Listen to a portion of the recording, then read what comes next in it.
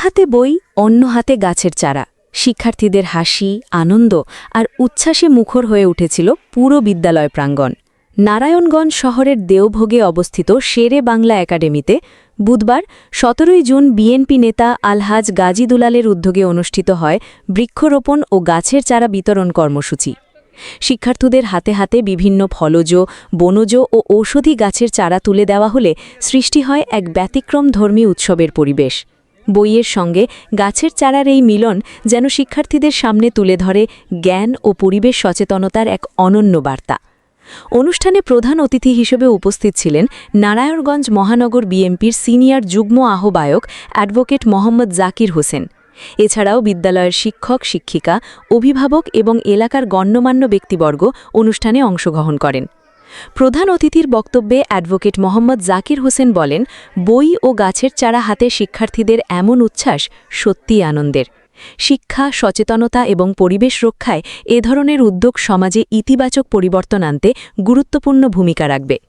তিনি আরও বলেন, দেশ ও জনগণের কল্যাণে আলহাজ গাজী দুলালের এই উদ্যোগ নিঃসন্দেহে প্রশংসার দাবিদার এবং ভবিষ্যৎ প্রজন্মের জন্য অনুকরণীয় দৃষ্টান্ত হয়ে থাকবে। কর্মসূচির উদ্যোক্তা বিএনপি নেতা আলহাজ গাজী দুলাল বলেন, আজকের শিক্ষার্থীরাই আগামী দিনের বাংলাদেশ করবে।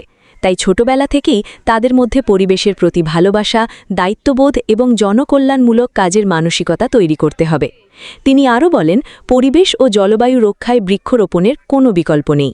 একটি গাছ শুধু প্রকৃতিকে সবুজ করে না, এটি ভবিষ্যৎ প্রজন্মের জন্য নিরাপদ পৃথিবী গড়ার অঙ্গীকারও বহন করে। অনুষ্ঠান শেষে শিক্ষার্থীদের মাঝে গাছের চারা বিতরণ এবং বিদ্যালয় প্রাঙ্গণে প্রতীকী বৃক্ষরোপণ করা হয়। শিক্ষার্থীদের স্বতঃস্ফূর্ত অংশগ্রহণ ও উচ্ছ্বাসে পুরো অনুষ্ঠানটি পরিণত হয় এক আনন্দঘন মিলন মেলায়। সবুজ বাংলাদেশ গড়ার প্রত্যয়ে পরিবেশ রক্ষার অঙ্গীকারে এভাবেই এগিয়ে যাচ্ছে বৃক্ষরোপণ আন্দোলন। সম্পাদনায় সকাল নারায়ণগঞ্জ.com।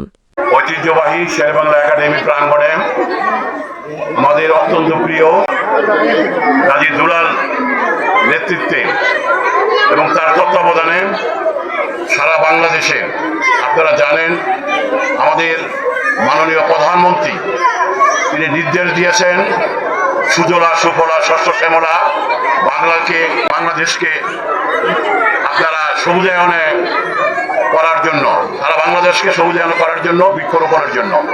আপনারা জানেন বর্তমানে জলবায়ুর যে অবস্থা, কার্বন ডাইঅক্সাইডের যে অবস্থা, এই গাছ কর্তন করা হচ্ছে। কার্বন ডাইঅক্সাইড পৃথিবীর সর্বক্ষেত্রে ভরে যাচ্ছে। তাই বাংলাদেশে আমরা বলতে চাই, গাছ হলো আমাদের জীবন।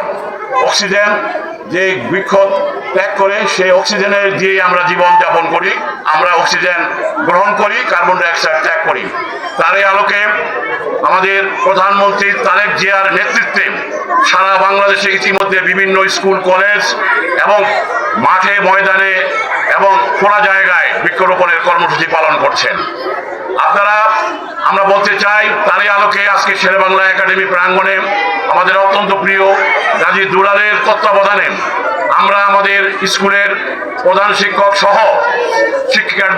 শিক্ষার্থী এবং শিক্ষক শিক্ষিকাবৃন্দকে নিয়ে এই কোমলমতি বাচ্চাদেরকে আমরা আজকে বৃক্ষ বিতরণ করছি।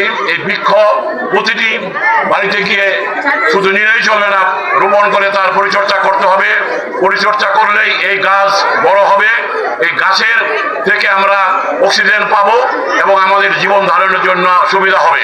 তাই বলতে চাই, আসুন আমরা সবাই যে যেখানে পারি আমরা সবাই সম্মিলিতভাবে গাছ রোপণ করি এবং বাংলাদেশকে সবুজায়নে আমরা পরিণত করি এবং কার্বন ডাইঅক্সাইডের পরিমাণ আমরা যেন কমে যায়, সেই আলোকেই আমরা এই বৃক্ষরোপণ আজকের এই বৃক্ষরোপণ কর্মসূচি উদ্বোধন করলাম শেরে বাংলা একাডেমিতে এবং বাচ্চাদের মাঝে আমরা, ছাত্রছাত্রীদের মাঝে আমরা এই বিতরণ কর্মসূচিতে সবাই বুঝতে যাচ্ছেন। সবাইকে ধন্যবাদ জানিয়ে আমি বিশেষ করে স্কুল কর্তৃপক্ষ, আমাদের প্রধান শিক্ষক, আমাদের শিক্ষক শিক্ষিকাবৃন্দকে ধন্যবাদ জানিয়ে, কোমলমতি বাচ্চাদেরকে ধন্যবাদ জানিয়ে, বিশেষ করে গাজী দুলাল যেই সুন্দর একটি অনুষ্ঠান আয়োজন করেছেন তাকে শেরে বাংলা একাডেমির পক্ষ থেকে আমি শেরে বাংলা একাডেমির কার্যকরী পরিষদের সাধারণ সম্পাদক হিসাবে একজন নারায়ণগঞ্জ মহানগর বিএনপির সিনিয়র যুগ্ম আহ্বায়ক হিসাবে আমি গাজী দুলালকে কৃতজ্ঞতা জানাচ্ছি এবং তাকে ধন্যবাদ জানিয়ে আজকের এই কর্মসূচি এখানে সমাপ্তি ঘোষণা করছি। সবাইকে ধন্যবাদ।